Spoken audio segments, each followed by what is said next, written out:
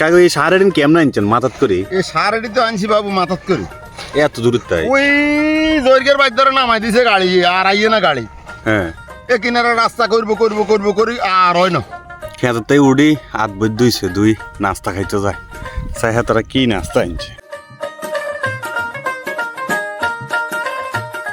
গনি কাকুর আম্মা দেখছে একটু আগে নাস্তা লই আইছে, আনার লাইনে আনছে। আচ্ছা বইয়েন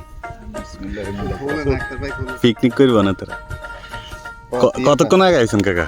আমরা আইছি 7:30টায়।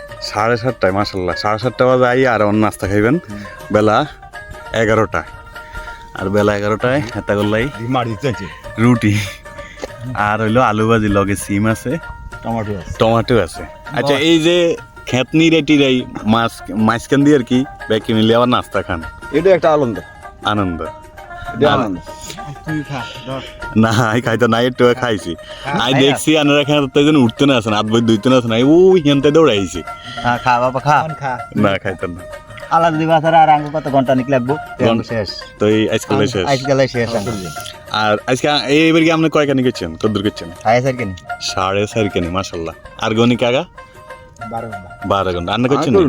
ও আন্না তাকে লগে খেটেত নিরাই এমন নাস্তা খাইতে আছেন। এই হইলো মাটি ও মানুষের জীবন।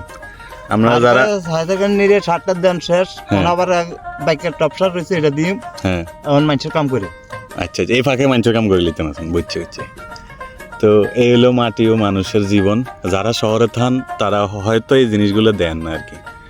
তো এই এডাল্লাই মাঝে মধ্যে দৌড়াই আই লগে ভিডিও শুট একটু করি আনা করে দিয়াই, কারণ এইসব দৃশ্য আপনারা দেখলে হয়তো আপনাকে মনও ভালো হয়ে যেতে পারে। তো আপনারা নাস্তা খান, আল্লাহ হাফেজ।